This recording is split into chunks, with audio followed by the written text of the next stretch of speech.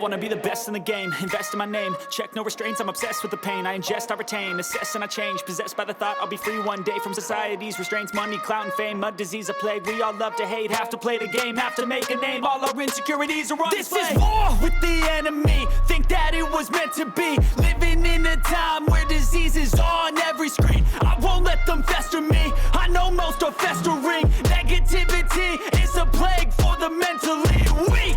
No mercy, all I got is working. Never stop searching, never quench the thirsty. I'm toxic and psychotic, with this logic you can't stop it. It's been chronic since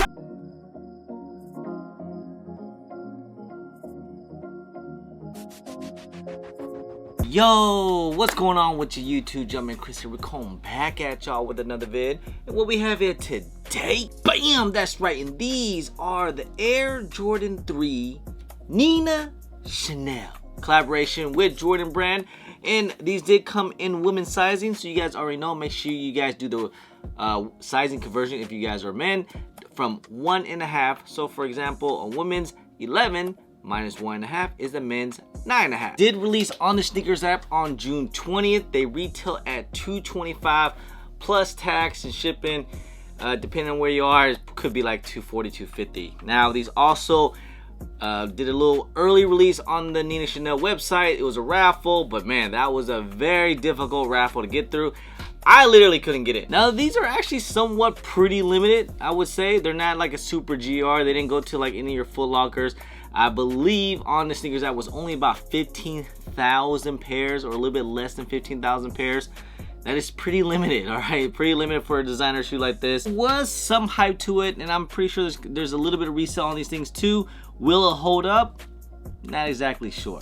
I mean, some people are calling these the sneaker of the year. Some people are saying these might be the best Air Jordan 3 of the year. I mean, I don't want to call these things trash. It's definitely different, so it might throw some people off. Just a little things, like subtle things. I mean, they definitely modified. They had a little artistic vibe to it. Like the Jumpman is a little modified. It kind of looks like a construction worker. Overall, like the Jumpman is different on the tongue. And look at the Nike Air here in the back. Just a little artistic vibe to it.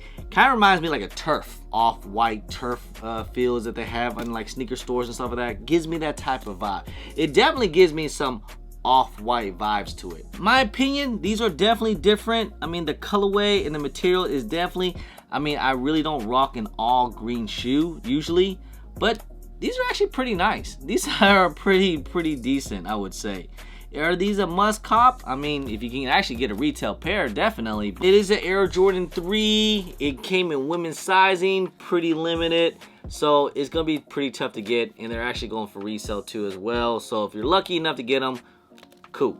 But if you're trying to, if you really want these, I would say maybe just wait a little bit. I think these things might go down even more. But hey, let's just go ahead. Let's get into this review real quick, huh? All right. Let's take a quick little 360 of these things, and I must say, they clean. They different. Go with the packaging and the box. I think they did a pretty cool looking box here. It's kind of like a texturized box here. You see it? You got the 23. You got the modified Jumpman right here, and then you have the X, the stripes. I don't know about y'all, but it definitely reminds me of some off-white vibes to it. Maybe because it's just the yellow and the black and white stripes. And then of course you got the paper inside, got the smiley face, texturing the 1988 MJ with the shoe. So the whole upper here is this mesh material here, and this green all throughout. So kind of like a jean feel to it. And where the elephant print would have been, this kind of like this nice little fuzzy suede green right here, and even on the heels and on the ankle collar as well. Tag is a little different. So one side you have the original Jumpman right here, and you have the modified Chanel Jumpman on the other side. The difference is that heel in the back there, that Nike Air logo that everybody loves, but it is modified though, so it has like a little turf look to it, and it is embossed out, so it's popping out. You have a little Jumpman tag right here. You have the Cell insole. You have the air bubble popping through. Now the rope laces here, I think is actually pretty dope. And of course you have the same mesh material on the tongue, and then on top of the tongue you do have that stitched in silver Jumpman right here, but it's that modified Nina Chanel Jumpman tongue. It is exposed tongue, just like an off-white. And then on the back of the tongue, it's kind of similar to like an Air Jordan 4 where it says on the tag, Air Jordan. Hand leather material right here in the sock liner. And then inside the insole, you have the yellow checkered inside with your green Jumpman. And you have that modified Nina Chanel Jumpman inside. It does come with the extra set of laces with that yellow laces here in the bag. I actually would swap out the orange laces in here. That's just me. I think it gives it more pop. First, the bottoms, you have that iconic Air Jordan 3 outsole. You have the yellow traction pod here inside. And in the middle is that orange with that embossed Nike logo right here. Don't want your outsoles all dirty. So guys, get on that drip grip. Use my discount code JUMPERMAN25. 4-year anniversary with drip grip. Thank you guys all for the support. It is the best sole protector on the market today. No slippage, no tears, multiple wears. So guys, take advantage of the discount of 25% off. Use my discount code JUMPERMAN25. So there you guys have it. These are the Nina Chanel Air Jordan 3. Now, like I said, some people were saying these were sneaker of the year. Some people were saying these were the best Air Jordan 3 of the year. Nah. I definitely not sneaker of the year, especially not to me. It might not even be my top 10, I'm not gonna lie. It's definitely not the best Air Jordan 3 in my opinion. And I'm not trying to talk bad about the shoe, because I think the shoe's fine. And you know, I like the different design and you know what she put perspective to it.